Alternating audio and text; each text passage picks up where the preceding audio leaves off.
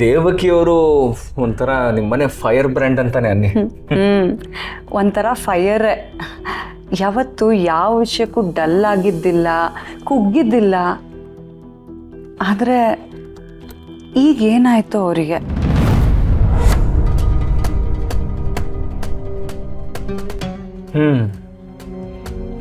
ಯಾರು ಕೇಳಿದ್ರು ಏನು ಹೇಳ್ತಾ ಇಲ್ವಲ್ಲ ಅವರು.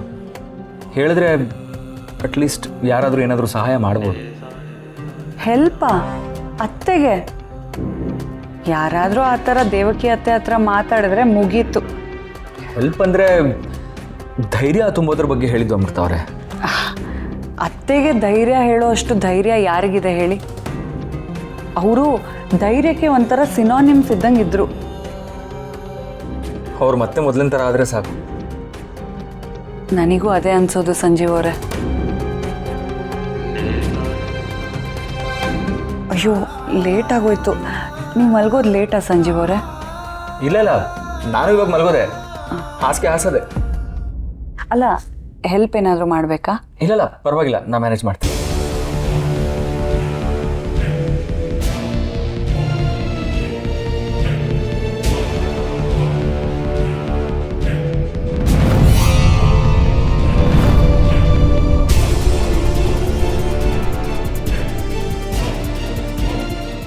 ಇವರಿಬ್ರು ಯಾಕೆ ಬೇರೆ ಬೇರೆ ಮಲಗ್ತಿದ್ದಾರೆ? ಮದುವೆ ಆದಾಗಿಂದ ಹೀಗೇನಾ ಇಬ್ರು? ಈ ವಿಷಯ ಅದಕ್ಕೆ ಕೇಳಿದ್ರೆ ನನ್ನ ಬಗ್ಗೆನೇ ಅಪಾರ್ಥ ಮಾಡ್ಕೋತಾರೇನೋ.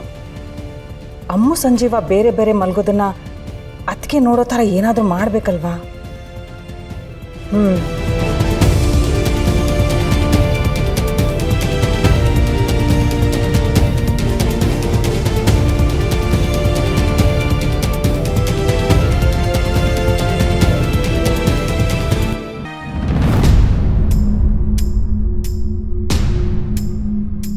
ಅಲ್ಲ, ಸೊಸೆ ಬಂದಿದ್ದಾಳೆ, ಅವಳ ಹತ್ರನೂ ಕೆಲಸ ಮಾಡಿಸ್ಬೇಕು ತಾನೆ?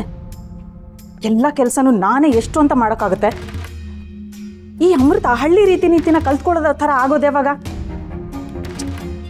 ಸಂಜೀವ ನೋಡಿದ್ರೆ ಮಕ್ಕಳ ಬಗ್ಗೆ ಯೋಚಿಸಿಲ್ಲ ಅಂತಾನೆ. ಆದರೆ ನಾನು ಕೇಳಿರೋ ಥರ ಈ ಪ್ಯಾಟೆ ಹುಡುಗಿರಿಗೆ ಬೇಗ ಮಕ್ಕಳು ಮಾಡ್ಕೊಳ್ಳೋ ಯೋಚನೆ ಇರಲ್ಲ. ಯಾವ್ಯಾವ ವಯಸ್ಸಲ್ಲಿ ಏನಾಗಬೇಕು ಅದು ಆಗ್ಬೇಕಲ್ವಾ? ಮತ್ತೆಗಂತೂ ಏನು ಗೊತ್ತಾಗಲ್ಲ. ಈ ಸಂಜೀವನಿಗಂತೂ ಇನ್ನೂ ಏನು ಗೊತ್ತಾಗಲ್ಲ. ಏನ್ ಮಾಡ್ತಿದ್ಯಾ ಕುಮುದ? ಒಣಗಿಸಿರೋ ಕರ್ಟನ್ ಹಾಕ್ತಿದ್ದೀನಿ ಅದಕ್ಕೆ. ಈಗ ಏನಂತ ಅರ್ಜೆಂಟು? ನಾಳೆ ಬೆಳಗ್ಗೆ ನಾವಿಬ್ರು ಸೇರ್ಕೊಂಡು ಅದನ್ನ ನೀಟಾಗಿ ಜೋಡಿಸಿದ್ರೆ ಆಗ್ತಾ ಇತ್ತು. ಈಗ ನೀನು ಒಬ್ಳೆ ಯಾಕೆ ಬೈಕೊಂಡು ಕೆಲಸ ಮಾಡಬೇಕು? ನಾನು ಯಾಕೆ ಯಾರಿಗೆ ಬೈಕೊಳ್ಳಿ? ಅದಕ್ಕೆ ಬೈಕೊಳ್ಳೋದಾದ್ರೂ ಯಾರನ್ನು ಬೈಕೊಂಡು ಕೆಲಸ ಮಾಡಲಿ? ಅಲ್ಲ, ನೀನು ಒಬ್ಳೆ ಮಾತಾಡ್ಕೊಂಡು ಕೆಲಸ ಮಾಡ್ತಾ ಇದೆಯಲ್ಲ, ಅದಕ್ಕೆ ನೀನೇನೋ ಬೈಕೊಂಡು ಕೆಲಸ ಮಾಡ್ತಾ ಇದೆಯೇನೋ ಅಂತ ನಾನು ಅಂದ್ಕೊಂಡೆ. ನಾನು ಯಾಕೆ ಯಾರಿಗೆ ಬೈಕೊಳ್ಳಿ? ಅದಕ್ಕೆ ಹುಷಾರು ಕುಮುದ.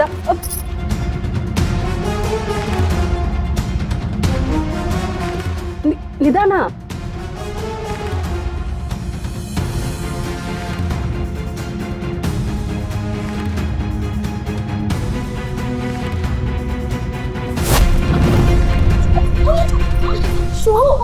ಏನ್ ಕುಮುದ, ನೀನು ನೋಡ್ಕೊಂಡು ಇಳಿಯೋದಲ್ವಾ? ಕೇಳಿ ಎದಳ್, ನಿಧಾನ, ಎದಳ ಮೇಲೆ. ಇಷ್ಟೊತ್ತರ ನಿಮ್ಗೆ ಯಾಕೆ ಬೇಕಿತ್ತು ಅಂತ. ಕೂತ್ಕೋ. ಏನಾಯ್ತೆ? ಚೇರ್ ಹಾಕೊಂಡು ಕಟನ್ ಹಾಕಕ್ ಹೋದ್ಲು. ಯಾರು ಇವಳ? ಹ್ಞೂ ಕಣೋ ಮಹೇಶ, ಇಳಿಬೇಕಾದ್ರೆ ಕಾಲ್ ಜಾರಿ ಕೆಳಗೆ ಬಿದ್ಬಿಟ್ಲು. ನೀನ್ ಯಾಕೆ ಮೇಲೆ ತಕ್ಕೋದೆ? ಹೇಳಿದ್ರೆ ನೀವು ಮಾಡ್ತಿದ್ರಾ? ಇಲ್ಲ, ಚಂದ್ರಿಗೆ ಹೇಳ್ತಾ ಇದ್ದೆ. ಅವಳಿಗೆ ಯಾಕ್ರಿ ಹೇಳ್ಬೇಕು? ನಮ್ಮನೆ ಕೆಲಸ ನಾವು ಮಾಡ್ಬೇಕು ಅನ್ನೋದು ಎಲ್ಲರಿಗೂ ಇರ್ಬೇಕು ತಾನೆ? ಅಮ್ಮ, ಏನಾಯ್ತು ಕುಮುದ? ನೋವು ಅದಕ್ಕೆ.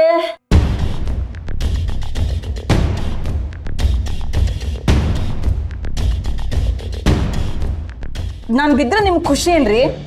ನಾನೆಲ್ಲ ಖುಷಿ ಪಡ್ತಾ ಇದ್ದೀನಿ. ನಿಮ್ ಮುಖದಲ್ಲಿ ತಾಂಡವ ಆಡ್ತಿರೋ ನಗು ನೋಡಿದ್ರೆ ಗೊತ್ತಾಗ್ತಿದೆ.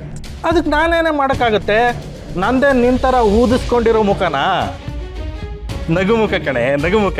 ನಾನು ಬೇಜಾರಲ್ಲಿದ್ರು ನಗ್ತಾ ಇರೋ ಥರ ಕಾಣಿಸುತ್ತೆ. ಹೌದೌದು, ನಾನು ಇದೇ ಮೊದಲನೇ ಸಾರಿ ನಿಮ್ಮ ಮುಖ ನೋಡ್ತಾ ಇರೋದು.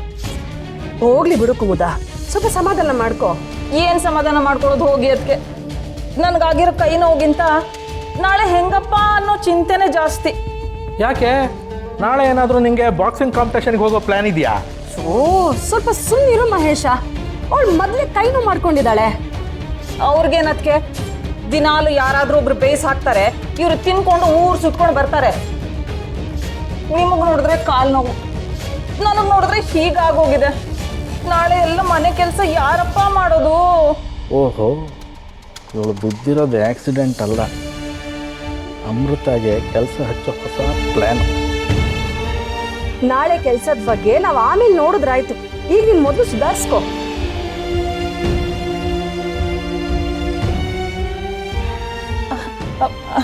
ಅದಕ್ಕೆ ನಿಮ್ಮ ಹತ್ರ ಮುಲಾಮ್ ಇತ್ತಲ್ಲ, ಸ್ವಲ್ಪ ಕೊಡ್ತೀರಾ?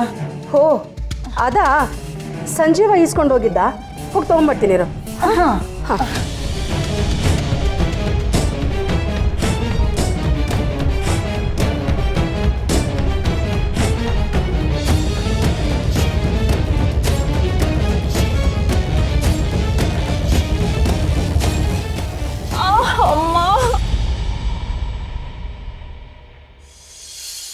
ತುಂಬ ನೋವ್ತಿದ್ಯೇನೆ? ರೀ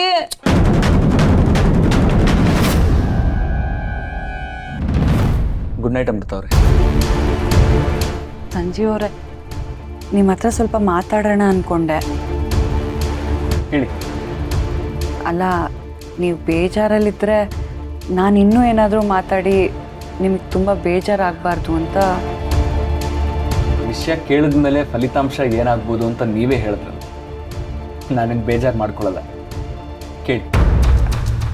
ಅದು ನಮ್ಮ ಡಿವೋರ್ಸ್ ಅಪ್ಲಿಕೇಶನ್ ಪ್ರೊಸೀಡ್ ಮಾಡೋ ವಿಷಯ.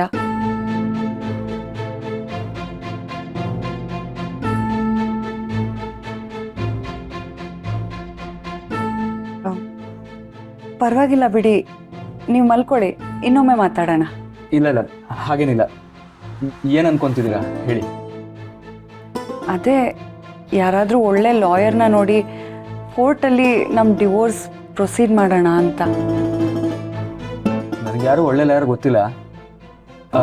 ನಮ್ಮ ಮೋಹನ್ ಹತ್ರ ವಿಚಾರಿಸ್ಬಿಟ್ಟು ಹೇಳ. ಅಯ್ಯಯ್ಯೋ ಬೇಡ, ಮೋಹನ್ ಅವ್ರ ಹತ್ರ ಹೇಳಬೇಡಿ. ಆಮೇಲೆ ನಿಮ್ಮ ಇಡೀ ಸ್ಕೂಲ್ಗೆ ವಿಷಯ ಗೊತ್ತಾಗಿ ನೀವು ನೆಮ್ಮದಿಯಾಗಿ ಪಾಠ ಮಾಡೋಕ್ಕಾಗದೇ ಇರೋ ಥರ ಆಗಬಾರ್ದು. ಸ್ಕೂಲಲ್ಲಿ ಗೊತ್ತಾಗದೇ ಇದ್ರು ನಾನು ನೆಮ್ಮದಿಯಾಗಿರೋಕ್ಕೆ ಹೇಗೆ ಸಾಧ್ಯ?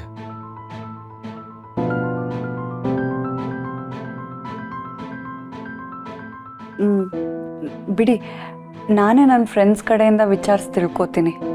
ನಿಮ್ಮ ಕಡೆ ಲಾಯರ್ ನನಗೆ ವಿಚಾರಿಸಿ, ನನ್ನ ಕಡೆ ಒಬ್ರು ಲಾಯರ್ ಬೇಕಲ್ವಾ? ಇಬ್ಬರು ಲಾಯರ್ಸಾ?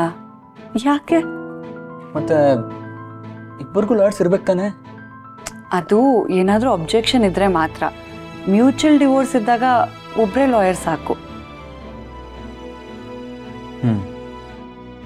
ಅಂದರೆ ಅಮೃತವ್ರೆ, ನಾವಿಬ್ಬರ ಮಧ್ಯೆ ಇರುವಂಥ ಸಮಸ್ಯೆಗಳನ್ನ ಬಗೆಹರಿಸ್ಕೊಂಡು ಗಂಡ ಹೆಂಡತಿ ಥರ ಬದುಕಕ್ಕೆ ಸಾಧ್ಯನೇ ಇಲ್ವಾ?